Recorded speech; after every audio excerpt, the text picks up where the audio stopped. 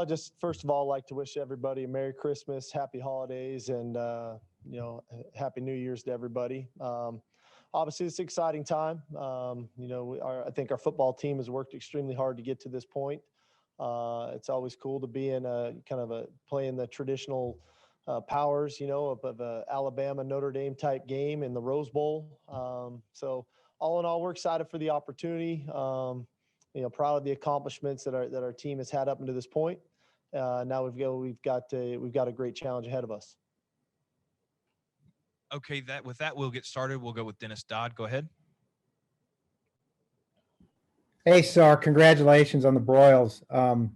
Your colleague Lane Kiffin was famous for holding his hands up when he saw a play open up on the sidelines. I know you don't do that, but the way things have gone, do you ever feel that on the sidelines when you see things opening up the way things have gone this year? Like, this is going to work.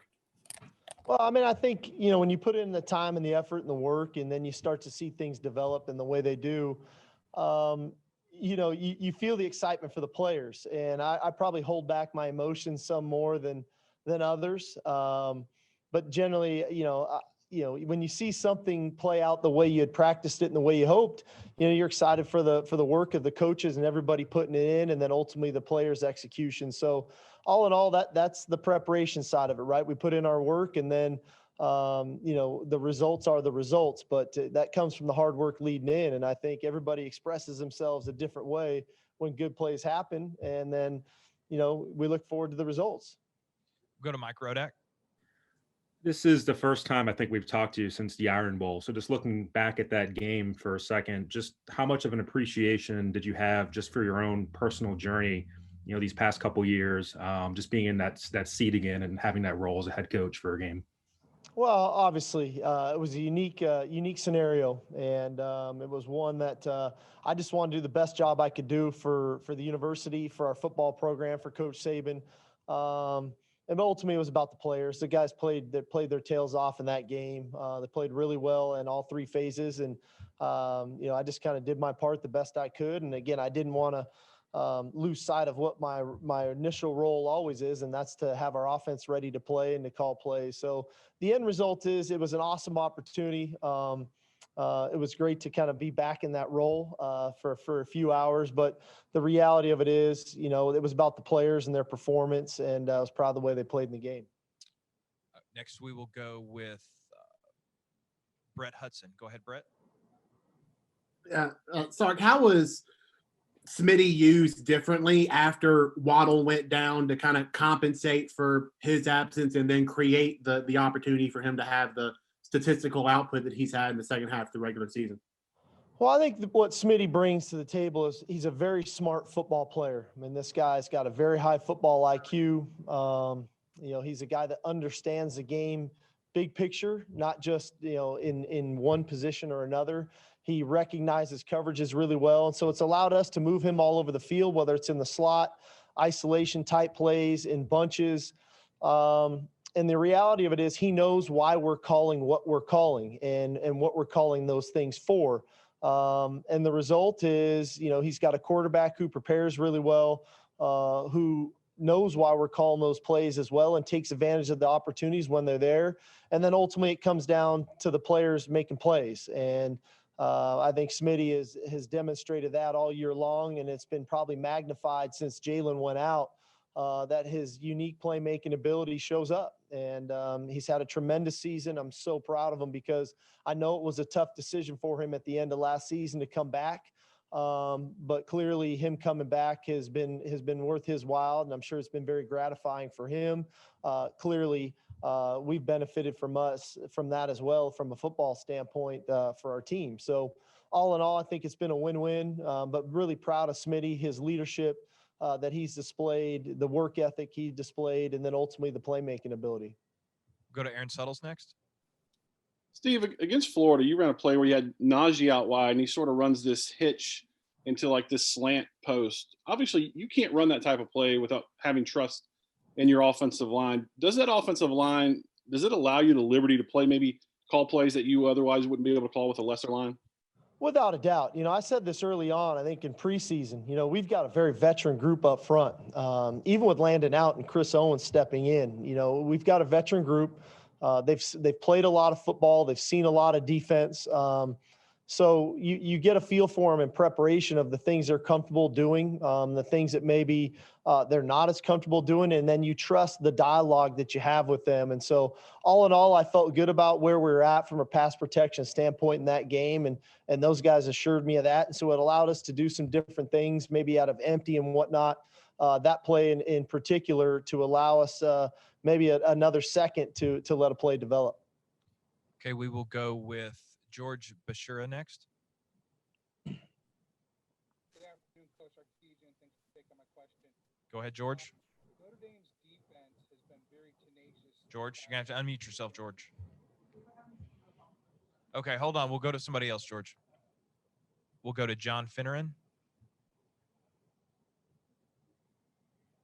Coach, I was wondering if you could probably dissect the Notre Dame defense for us, and where do you see some similarities to some other defenses that you've played this season? I don't know if I could completely dissect them. They do a great job. I mean, Coach Lee's a tremendous football coach. They've got a great scheme. They've got a team that plays hard, that plays tough, that plays sound football. They're very aggressive up front. They're aggressive in the back end. They create turnovers. They attack the football. They do a tremendous job of getting off the field on third down. They do a really good job of stopping the run on first down to put you into the tougher second longs and then the third and long type scenarios. So at the end of the day, these guys are a very good team. Obviously, they've got some highlight type players in number 6 and number 14 who make plays on the perimeter, make plays, pressure in the quarterback. But I think they play really complementary football with their defense, with their offense. They get you off the field on defense, and then they possess the ball on offense. And so we've got to do a great job in this game of extending drives on third down and then ultimately maximizing opportunities in the red area to score touchdowns. We'll go to Joseph Goodman. Hey, Steve. Devontae's obviously up for the Heisman Trophy this year. How has that receiver position kind of evolved with this new era of offense in college football, making it, I guess, more impactful and important? Well, I mean, I think clearly you look around the country, a lot of people are throwing the ball. So receiver numbers are what they are right now. I can't speak for everybody. Where I speak for us is, we lost 2 great receivers last year in Henry Ruggs and Jerry Jeudy. We lost Jalen Waddle early in the year this year. Obviously, John Metchie has stepped up for us, but it created a unique opportunity for Devontae Smith to be a guy where we had been spreading the wealth around so much here for the last couple of years that all of a sudden now he can become a real feature guy. And I don't know if that's what everybody else does.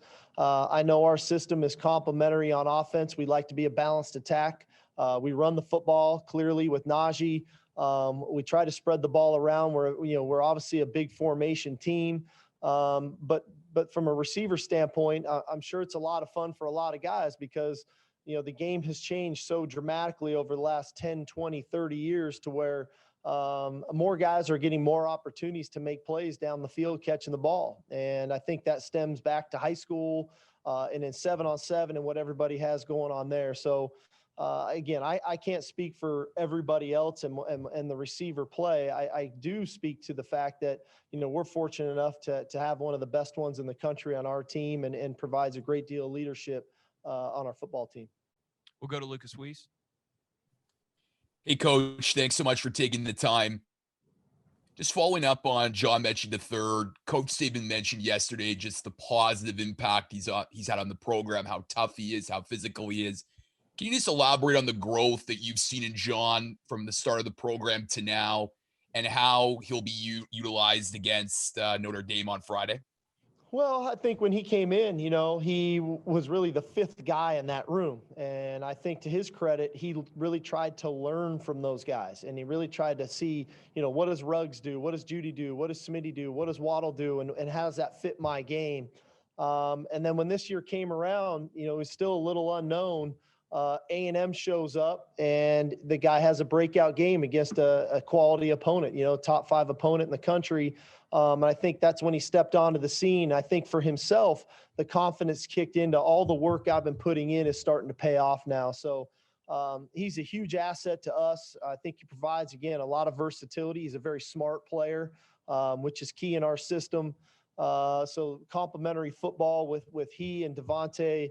And then obviously what Najee's doing in the backfield, we've got some pretty savvy players that can move around the field.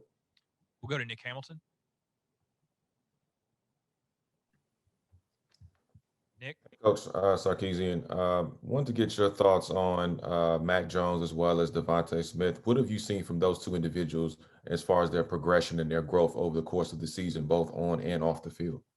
Well, they're both great leaders. I think the one thing, especially in this day and age of college football, very rarely do you have guys that are highlight really good football players for you in their 4th year. So many guys leave early, right? So both those guys have been around the program. They've been through the battles. I mean, Devontae's notorious for the 2nd and 26 catch against Georgia in the national championship game. Mac came in as kind of the 3-star, grinded out, sitting behind a Jalen Hurts and a Tua Tagovailoa. But at the end of it all, it is the perseverance that they provide, the leadership they provide, and then ultimately the performance. These guys prepare better than anybody right now on offense for us in their preparation for the game, and it shows in the way they play the game. And their preparation is at the highest level. They remind me of NFL players when it comes to that. And the result is they're prepared for what they may see from the opponent. They're prepared for what's asked of them from us from an offensive standpoint. But more importantly, they provide a model for our younger players of this is how you want to go about your business if you want to play at a high level. And that's not just on the field, that's off the field in their preparation. So all in all, I'm so proud of these two young men because, for Devontae, which we talked about, for him coming back for a senior season, and then having the results that he's having, and then also for Mac for the perseverance. This is a guy who waited his turn, got thrown to the fire late last season, showed some resiliency, bouncing back from a couple interceptions in the Auburn game. And then this offseason came and just almost wouldn't be denied and set himself up for a tremendous season. And so the results that he's having now, I'm very proud of him and I'm happy for him because he's earned it. Go to Charlie Potter. Kind of piggybacking off of that, what does it say about the balance of this offense that you guys have 3 of the top 5 Heisman vote getters, and just how much fun is it to coach these players when they buy into that and have success on the field? Well, I think it speaks volumes to our team in general. I mean, I think anytime awards like this come up, and like for us to have 3 of the top 5 in the Heisman means our team is playing good football. Those things don't happen if you're not winning football games, if you're not in this situation in the college football playoff. So I think that's a byproduct of being on a good football team. But for us as an offense, I think the idea that these guys bought into the run game helps the passing game. The passing game helps the run game. We are not one-dimensional. We don't recruit one-dimensional offensive linemen. We ask them to run block. We ask them to pass protect. We don't recruit one-dimensional backs. Clearly, Najee and his versatility of running the ball, catching the ball out of the backfield. Brian Robinson kind of in the same mold, and very intelligent receivers. And so, we do use quite a bit of formations and motions and things. And that can be taxing on you if you don't know what you're doing. So all in all, the buy-in for the players on offense has been something I'm proud of because it's not always easy. It's easy to say, man, we just want to run the ball, or why aren't we throwing it more? But I think our players are mature enough to know that we need both aspects of our offense to make the other one go. And the result is, those guys are not the only ones, but those guys are getting, the accolades that I think they deserve. Okay, we'll finish up with Stephen Smith. Coach, just talk about how much your relationship with head coach Nick Saban has grown. You came back to Alabama in 2019 as the offensive coordinator. What have you learned the most from Coach Saban, and what do you hope that he's learned from you? I don't know what he's learned from me, but I would say, at the end of the day, I've just tried to be a sponge here, man. I mean, I had a choice here 2 years ago with some other opportunities and had the opportunity to come back here to Alabama. I jumped on the opportunity, not just to coach the players and be part of the team, but to be around him. Coach Saban is the best to ever do it. And then a year ago, I had a couple opportunities to become a head coach, and I decided to come back because I felt like my work here wasn't done. I felt like I owed it to him. I made a commitment to him to be part of this program. I just try to do the best I can do. I try to be the best version of Steve Sarkisian every day that I show up, and be a sponge into all of the aspects of the program that he has his fingerprint on, which is literally everything. And I think probably the biggest thing I've learned from him is his ability to balance all aspects of the program, whether it's on the field, off the field, recruiting, all that goes into being a head coach at a place like Alabama.